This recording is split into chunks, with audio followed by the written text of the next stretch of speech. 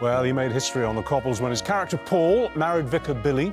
That was the first gay wedding on the soap. There were a few near misses, but it was one that actually happened. But it's Peter Ash's most recent storyline, in which his Coronation Street character has been diagnosed with motor neuron disease that has resulted in an overwhelming response from viewers. Well, Peter joins us now alongside Sam Hayden Harler, who is living with the condition, and suddenly looked at the screen one day and thought, that's my life, didn't you? Yeah. Well, look, we're going to chat to both of them in a moment, but first, let's take a look at the historic moment in Weatherfield when Paul and Billy made their vows.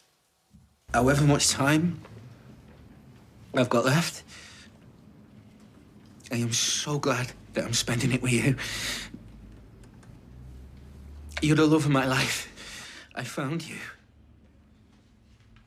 And you found me. Some miracles do happen.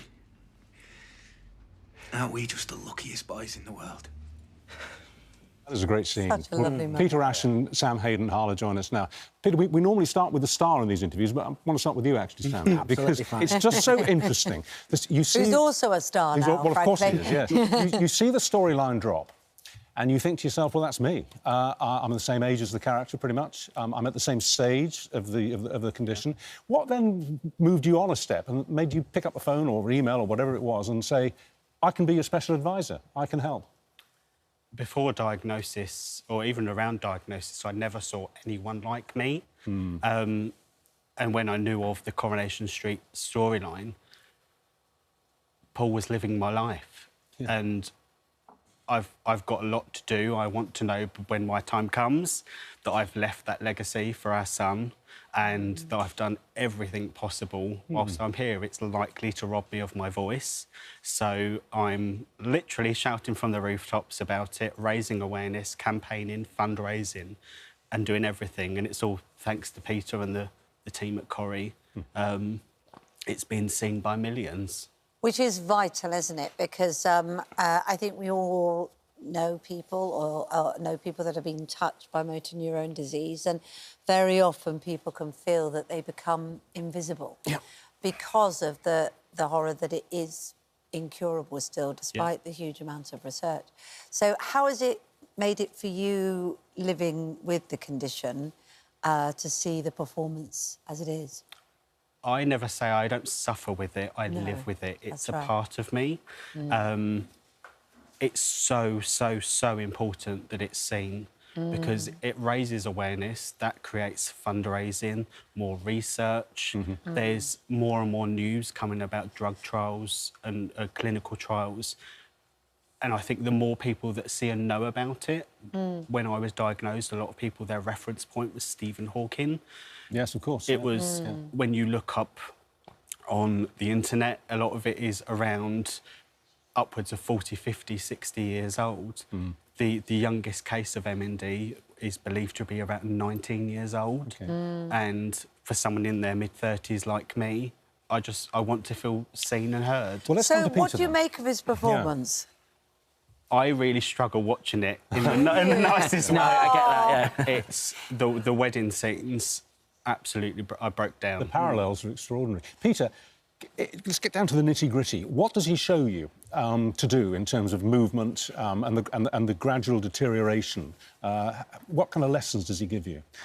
Well, yeah, I mean, it's tough, obviously, because it is something where you do kind of... sorry, I've forgot the way now. Yeah. It's emotional for you as well, It isn't is, it? yeah. No, Because you must feel a sense of big responsibility. Absolutely, yeah. I mean, obviously, there are people who live with it, so we just want to portray it as honestly and truthfully as we can. So what I mean is, does he come to your dressing room and say, OK, you need, at this stage, you need to walk like this? You need to... Seriously. Not quite like that, no. Is that what happened? He's been a very big help with the storyline and everything, and because obviously it was a massive surprise to find out how close the stories were. I mean, everyone with MND has a completely different story, like different parts of the body will go for different people. So it was really interesting for us to find Sam and to see the parallels in the story. And, so what did you think when you approached it, when you saw this storyline in the script? What did you feel, and how has, you know, chatting with people like you and the society that's working with you, How has that changed your perspective? Yeah, well, again, at first, I knew very little about MND, so it was a big kind of research trip for me, reading into it and looking up, and then realising what a big thing it was, then obviously the feeling of responsibility of, right, we need to get this right, because, you know, people living with it, and we want to bring awareness, which I think is something that Coronation Street do amazingly well with storylines like this. And have you had a good reaction from people? It's been amazing, it really has. I mean, the responses we get, they're quite overwhelming, really. They blow me away. People, you know, just pointing out that little bits that they recognise from their own life, which I think is really special, and, yeah. So, Sam, back to you. What was the first indication you had that there might be a problem? Mine was I had muscle wastage in my thumb. We'd adopted our son, so I had a period of adoption leave from work.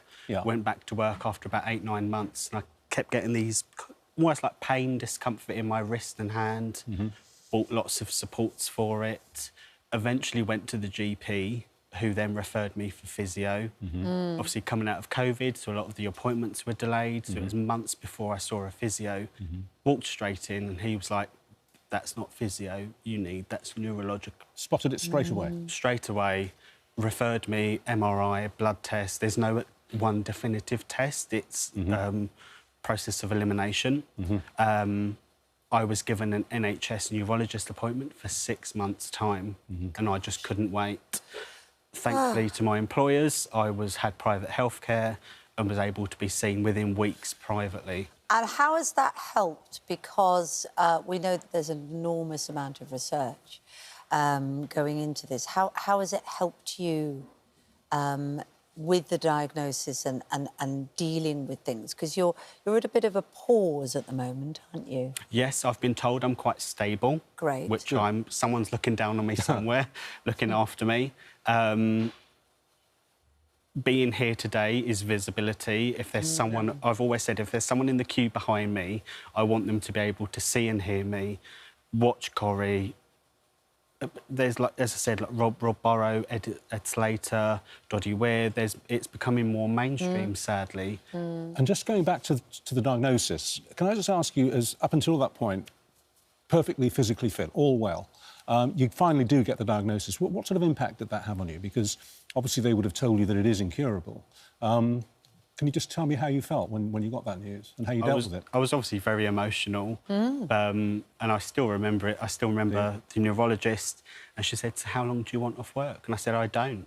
I want to go back to work." And I was diagnosed on the Saturday, back at my desk on a Monday, and I carried on, and that's what I've been doing ever since. What is your work? I work for a loss adjusters. Right. So it's desk-based. They've been amazing. Everything. I have dictation software because I struggle using my hands and arms. And does the deterioration happen in if you like, a sort of a smooth downward curve, or does it come in jerks and stops and hops? The neurologist explained to me it will be, a very smooth. It's not just one day you can do something and the next you can't. It will just get harder to do it, and that has been my experience of it. And Peter, you're filming Christmas scenes? We're filming Christmas at the moment. Yeah, we're usually so 2 you've months got your ahead. holly up. We're all fed up with it already. So any hint about where we're going to go? What I'm going to look forward to seeing. Well, it's quite a sad Christmas really for Paul, because he recently finds out that he's got 6 to 12 months left. Gosh. So it's looking likely that this could be his last Christmas. So for him, it's just making the most of every little moment, spending it with the family and the kids. But there are exceptions. Which we should all do. Yes. Which we should all do every day. Oh, yeah, absolutely. We never know, do we, what's around the corner? No. But I mean, you're stable, which is great. And, you know, you do look at Stephen Hawking, Professor Hawking, and, I mean, he lived way beyond expectations. I mean, you know, decades beyond expectations. So... The average life expectancy is between 2 and 5 years. I know people that have lived decades with it, and that's really been the kind of motive for my bucket list, to go and do all the things that I can do whilst I'm here and still can. Well, it's a privilege to meet you. Thank you. Thanks for and coming congratulations on your performance, because it means so much to so many, as you can see.